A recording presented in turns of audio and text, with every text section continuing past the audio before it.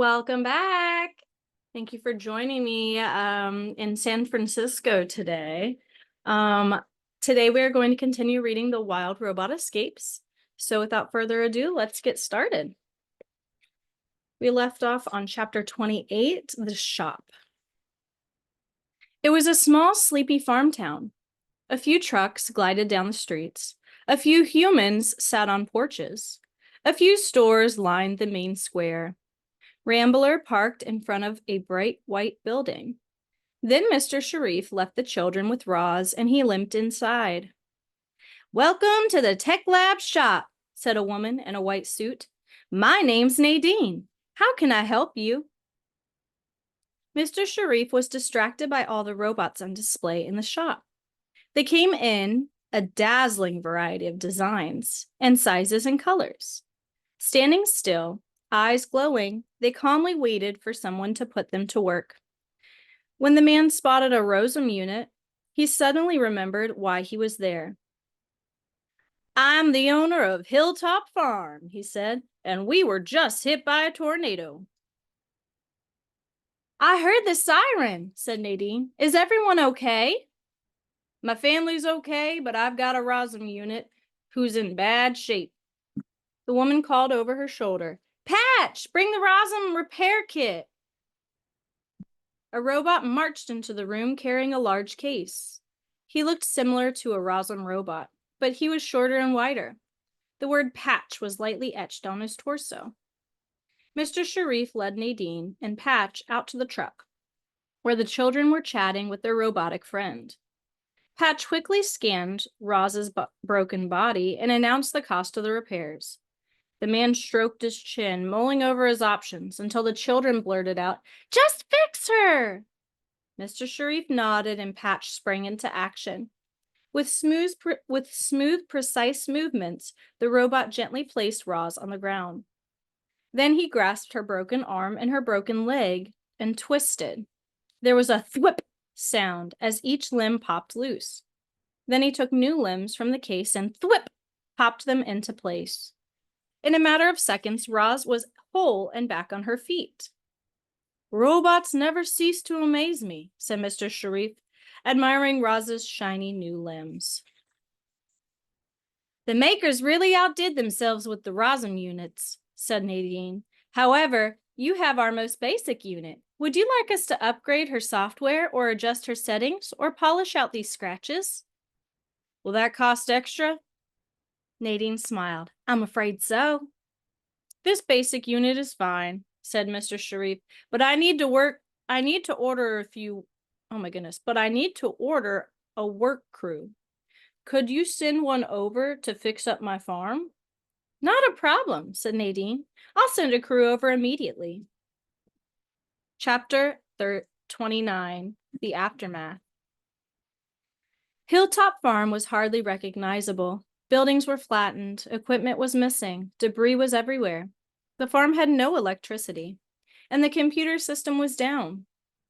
As Roz picked her way through the rubble, she realized she was off the grid. It would be hours before Mr. Sharif could track her electronic signal again. Was this the moment for her escape? No, Roz couldn't leave the Sharifs, not like this. Instead, she did what she could to help. The tornado had left behind a winding trail of destruction. Thankfully, it hadn't destroyed everything. The barn was leaning to one side, but it was still standing. Roz forced open the door and found the cows nervously bunched together in a corner. "You are all safe now," said Roz in her calmest voice. "How is everyone feeling?" The robot was answered by a chorus of moos. "How do you think we feel? I'm a nervous wreck. My whole life flashed before my eyes." The robot raised her hands to quiet the crowd. "I am afraid the tornado destroyed much of the farm, including the milking parlor." The cows gasped. "But my udders are about to burst," cried Tess. "Would you like me to milk you the old-fashioned way?" said Roz. One look at the robot's clampy mechanical hands and Tess shook her head. "No, thanks," she said. "I can wait." "An emergency crew is on its way," Roz explained, "but we cannot be in here while they work. Please follow me." Roz carefully led the herd outside, through the wreckage and down the pasture. Some of the fences were missing, and the herding machine was broken, but the cows promised not to wander off, and they began grazing on the wind-blown grass. 3 massive trucks rambled up the driveway. Doors swung open, and a crew of robot workers climbed out. The lead robot checked in with Roz as the others began unloading supplies from the trucks. Then the crew got down to business. Power tools buzzed, debris was cleared, fences were mended, holes were dug, machines were repaired or replaced, beams and walls and roofs went up, equipment and pipes and wires were installed. Clearly, these robots were designed to work as a team. The Sharifs wandered back out and stood with Roz. They watched as their farm was rebuilt before their very eyes. Several crew members marched over to the house. Before I turn the page, there's the workers. Fixed a hole in the roof and replaced the shattered windows. Finally, rubble and tools were loaded into the trucks, and the robots fell in line. "Are you satisfied with our work?" said the crew leader. "I am satisfied," said Roz. At those words, the robots climbed back into their trucks and drove away. Hours after it had been devastated by a tornado, Hilltop Farm was better than ever. Chapter 30, The Gift. The children walked into the machine shed, past rows of parked farm machines, and found Roz tuning up the milk truck. "We got you a gift," said Jad, smiling. The robot felt something like surprise when the boy handed her a box wrapped in silver paper with a big red bow on top. "Can you guess what it is?" said Jaya. Roz started guessing. A bucket, a rock, a hammer, a turtle, a can of... Okay, you can stop guessing, said Jaya. "Don't forget to read the card," said Jad. Nestled under the bow was a little card. Roz opened it and read the following words. They were written in Jad's messy handwriting. "Dear Roz, thank you for taking such good care of our farm and our family. We spent all our savings on this gift, so you'd better like it. Love, Jaya and Jad. P.S. Please tell us more stories about the robot on the island as soon as possible." "Thank you for the nice card," said Roz, although the handwriting could use some improvement. Jad rolled his eyes and said, "Just open your gift." The robot untied the bow and tore off the paper and lifted the lid from the box. Inside was a tool belt. It was made of dark leather and had a wide strap and different sized pockets for holding different kinds of tools.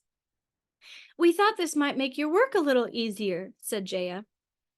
"It's designed specifically for Rosum robots," said Jad, "so it should fit perfectly."